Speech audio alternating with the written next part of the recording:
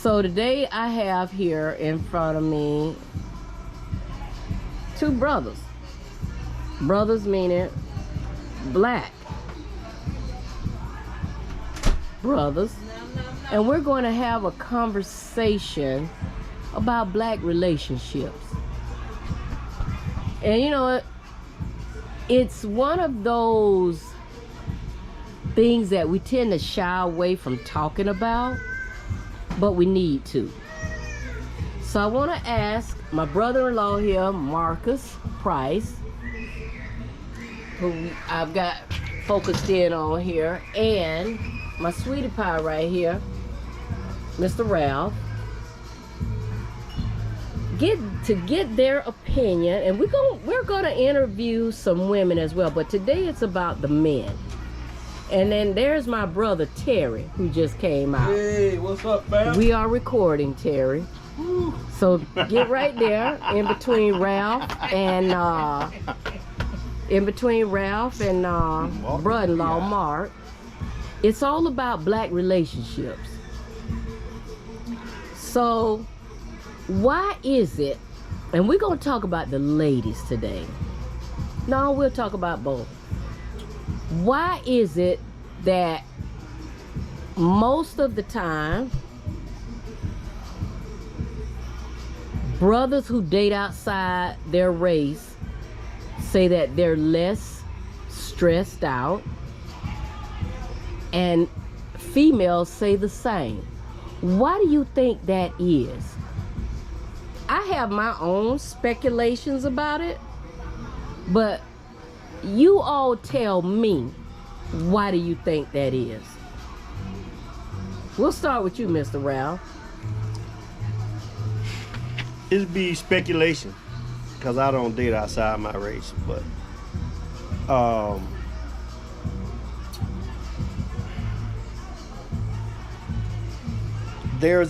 the construct that we live in is based off of the European thing. So they have privileges that they have set up for themselves that we don't have, right? So within those privileges, some of us aspire to have those. We want to have that privilege, right? So now if I get somebody outside of my race who has those privileges and now we're together, then I get to share in the benefits of those privileges. Now that's just one aspect. I'm not speaking for it. That's what happens all the time, but I think that's a part of the beauty of it, or the aspiration to do that, because you get that benefit of having that freedom of privilege. Okay. Yeah. All right. Terry, what's your thoughts? Kind of same on the Speak up. the line of what Ralph was saying. I have actually dated outside the race at one point, and thought that, you know, if you did that, you know, you would get some of those privileges, like Ralph said. You know, of course, we know that the black community is still a little bit behind other races. So, you know, you think that you're going to gain some of those privileges when actually you don't. Gotcha. So you're saying if you date somebody other than a black woman, you may have access to privileges of another race. That's the perception. Gotcha. But that's not reality. I got you. Now, Okay. a lot of people date outside the race, you know, not strictly for that. I'm not saying that's the motive that a lot of people date outside the race, you know, but that is one of the factors that falls into play. I got you. Okay. Brother-in-law, what's your thoughts?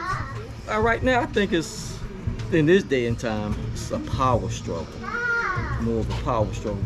Because back in the 60s, it was more black families together than it is now. True. But the economy and how things has been structured now, it's more about power struggling. they society has put black women and black men against each other, so it's more of a fight Absolutely. than a relationship. So now you got to find out who's going to be the head and how it's going to be, because the family structure is no longer the same. It's a totally different family structure. So now we trying to figure out how the family structure is, so people will go to another race because they don't have to fight with that family structure. Gotcha. You know, Mark, it's interesting you posed it like that, because I was just talking with Mr. Ralph the other day and said that my conversations with black females in particular was exactly that. They say they date outside the race because it puts them in a position where they don't have to fight and battle for power. Most often, when you have two black couples, or both are black, it's always a battle. You know, and that battle typically comes in play when the woman, she's got to work, the man, he's got to work. Okay, but when they go outside of the race, typically a sister, if she marry or date a white guy, she is pulled out of the workforce for the most part, so that diffuses that piece. And then when it comes to the brother,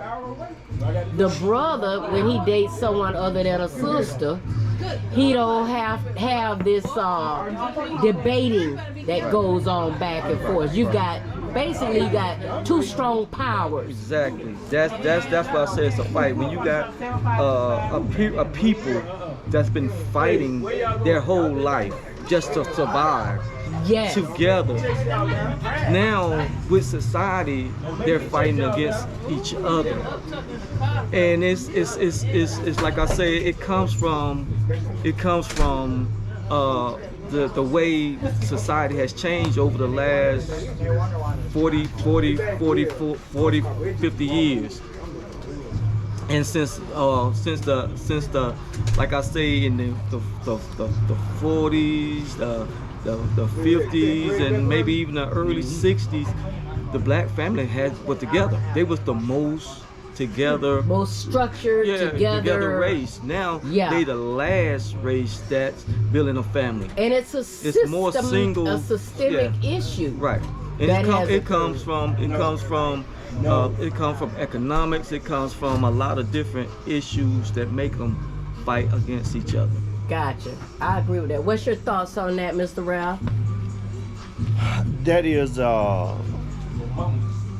even with the statement that I made, that's more at the closer to the root, right? But that's the beginning source. Is first was the separation, right? Then now you force the separation, you keep the separation, and then you start presenting opportunities. And then now we're competing against each other, right? And then that struggle for power. I'm the head. Well, I'm the head. Okay, well, we got two heads. We can either put them together and make one good one, or it's going to turn into a power struggle. And it's so much deeper, you know, with separating our families. With, you know, we're gonna. It started even with slavery. They separated us. Let's take the man, you just take him over here, make him breed, and then take him out, right? And then whatever. And then if you had a strong man that was there and say, hey, I'm finna fight for my family, then they beat him. And then now the woman tries to protect him, you know. Yeah, so it turns into a psychological thing. Gotcha. And man, it's really deep, man. It's really a deep thing. And then the welfare system came along and said, yeah, we'll help you because we know you need help. But you got to kick him out. But you can't have no man. Right. Yeah. So that's why we say it's a systematic issue that occurs, because they want to keep you separated. Right. You know. But one question I asked today of Mr. Ralph is, why is it that so many sisters are on welfare? You know, some people talking about the sisters have been left untaken care of. Okay, for one thing, the welfare wasn't for sisters. The welfare was to help white people. And so when they discovered that if I put you on welfare, you have to get rid of that man out your household. Now your household is now weakened. So they gave them welfare, but the caveat is you have to get rid of your guy. You don't, if he's there, we don't give you as much. If you with someone, that Why that stipulation? Why your man can't be there with you with that help? You, as a physical person, a woman is weaker. White people and white men in general is not afraid of a black woman physically. Yeah. So he will talk to you, or he's not afraid of you. He can walk with you with his chest out. But if you have a man there with you, he's gonna definitely walk on eggshells. He can't talk to you a certain type of way. He can't do to you a certain type of way. So he had to remove him, and now he don't have to worry about your children, because now your children is not getting raised by a father, especially your male. So now he's susceptible. Which a male's presence is so important to be susceptible. He's to anything that can come. Because when you're a young child, a woman is very important to it. I say from birth to about 8 years old for nurturing. After about 8 years old, a man needs to be in the house for female or male child, for structure, for discipline. Yes. So you need that two-headed monster really to raise kids in the right way. That's why other races, they stay together, despite of sometimes. Yeah. Just to raise the kids, because you need that nurturing from infant to like 8, 9, maybe 10 years old. After that, the man takes charge for like I said, discipline and structure, and that will help a lot of relationships. Yeah, that's interesting, because the male is the disciplinary, and the mother is the nurturer. To your point, bro, he's the disciplinary, and she is that nurturer, and you need both of those for balance. It's almost like water and sun to grow. Got you. Now you see what happened to the grass if it don't get any sunlight, or if it don't get any water, and that's what's happened to a lot of black kids. They're not getting both. You know, you got one parent trying to be the nurturer and the discipline, and at some point it has something where it's going to be lacking, and if they're going to learn it from somewhere, if they have to even learn it from the streets. Yes. So somebody's going to teach them something. So it might not be what you want them to learn, but they're not going to learn everything in the house unless they got the two parents. Gotcha. So, Mr. Rev, we see more of the woman being both these days. What has happened, even with the system trying to keep that man out, what has happened with brothers fighting and fighting no matter what to stay involved? Wow. Again, that's that brother that's connected, right? He's connected. He's fighting to stay involved, right?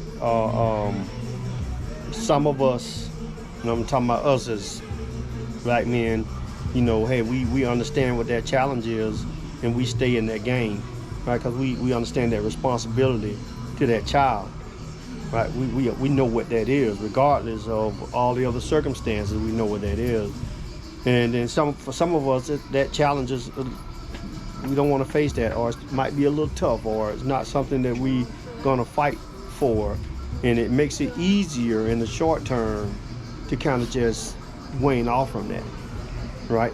But at some point, it's gonna circle back, it's going to circle back. There's a total evasion of it. It's likely, but it's not going to happen. It's going to circle back to you at some point, right? So being involved is important, because if we look at it, that's me again. That child is you again. Yes. And then when that child has a child, it's you again. You are somebody else again. Yes. Right? So let's keep working at myself each time until I get myself right. Got you. Right? So that piece of you, that every boy or girl, there's a piece of you in that child. You are in that child, and whoever you're a piece of, and whoever that person is a piece of, is all together as one. So when one element is missing, that's like having a child be one-sided. Yes. I don't get both my elements. There's another element of me that I don't understand, and maybe whichever parent I'm with, mom, dad, don't understand. So how do I explain, why am I getting this other feeling, and can nobody help me with it? Because there's other component of you that's missing and not there. So, to both of you, to wrap up this first episode, because we don't want to make it too long, this is just the first of many discussions around this, because this topic is so big. It is huge. I decided to start this because I saw a young brother. I won't mention his name yet, but I will eventually. I ran across his book.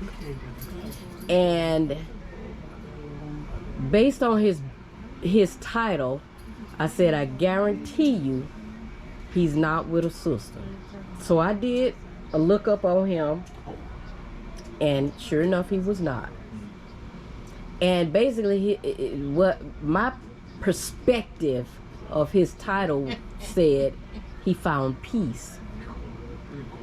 And I assumed he's saying he found peace because now he doesn't have to fight with the things like what you said, brother-in-law, this battle between who's gonna be the breadwinner and this, that, and the third.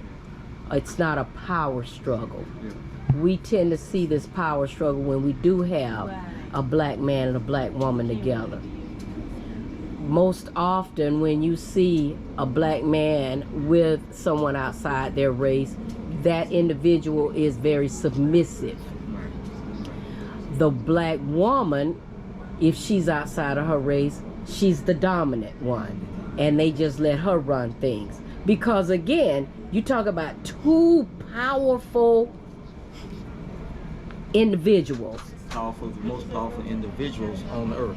That is correct. Yeah. Very powerful. And when they're together, they are just kind of like, you know, these two opposing sides of a magnet with each other. But if they could ever Flip the magnet where they just stick. then, man, can you imagine what that would be like? I put it like this: if you really want to know how powerful it is, like I say, if you look at the country which we live in, it's been built by black men and black women. They say it's the greatest country in the world. So just think about how powerful it is when you know that it's been built and structured by black men and black women. Even as far as economy, even with Black Wall Street and everything, it's been structured. So that lets you know how powerful it is. That's why it was important to break it up. Yes. That's why it's important to try to keep them divided. And everybody's looking at the negative side of each other instead of the positive sides of each other. Absolutely. Where it really didn't matter. Like even though the economy has changed, where the give me a shot, cause I'm gonna show check you out on it. Hey, I'm gonna check you out on YouTube. All right. Thank you. Y'all take care. Where the man is not probably making as much money now as the women. The women making more money. that's that corporation But see, thing where my they want to thing put is- her in front and that's belittle him. fine. But what black people have to understand, if they're gonna do it like that, then the man stay home. He raised the children. Somebody It's gotta raise the supposed to children. be either. If we got to learn how to beat their system instead of falling into their system. I It doesn't agree. matter who make the money, long as the money is being made and the children is being raised. Yes. It don't matter. It really don't even matter. Yeah, if they want to try to trick us, we got to learn how to fight against it. Exactly. And your closing thoughts, Mr. Ralph. Man, that was really heavy, right? Again, the ultimate goal is, our existence. That's the ultimate goal, right?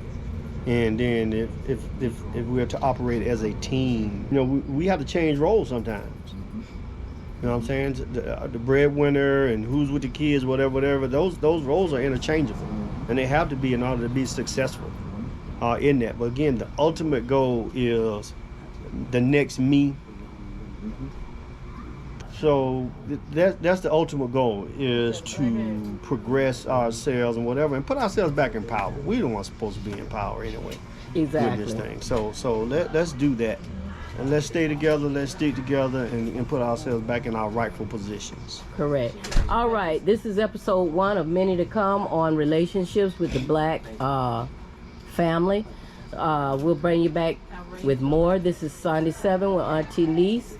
These are some more Honky Tonk Chronicles coming at you, and we will be back with you again to continue this discussion. Thank you both for joining me today, and we look forward to continuing our discussion. At some point, we're going to have a panel of both men and women talking about this thing, because it's a serious situation. All right. I hope you enjoyed this video. Thank you for stopping by. And this is Sunday 7 with AN-T-NEES.